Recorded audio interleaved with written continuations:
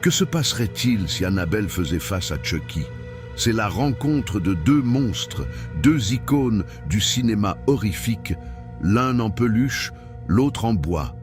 Annabelle, avec son regard froid, semble pétrifiée par la présence de Chucky, dont le rire malsain résonne dans l'air. Les deux poupées pathologiques, chacune avec son propre héritage de terreur, se fixent intensément. Chucky, avec son sourire effronté, avance d'un pas assuré, prêt à provoquer. « T'as l'air d'être une poupée bien sympathique, mais tu sais que je suis le roi de l'horreur ici, non ?» Annabelle demeure silencieuse, mais son aura de malheur se renforce. Les ténèbres l'entourent comme un brouillard épais. Les ombres dansent autour d'eux, les murs semblent se resserrer alors que l'atmosphère devient plus pesante. Soudain, Annabelle prend vie. Sa voix s'élève, chargée d'un mystère ancien. « Je ne suis pas ici pour jouer. Tu penses que tu peux me faire peur ?» Une tension palpable s'installe. Chucky rit, mais c'est un rire nerveux, presque méfiant.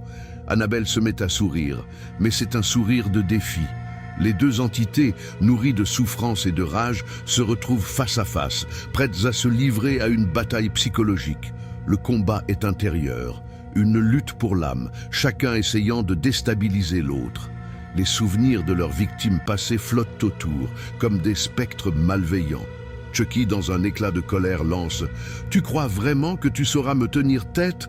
J'ai pris des vies, j'ai le pouvoir de transformer la peur en chaos. » Annabelle répond par un murmure terrifiant.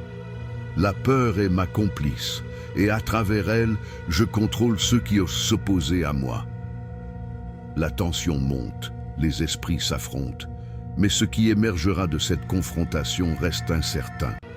Les deux poupées de cauchemar ne céderont pas. L'un comme l'autre, ils portent en eux des histoires sombres de vengeance et de douleur, alors que le silence s'installe, lourd de conséquences.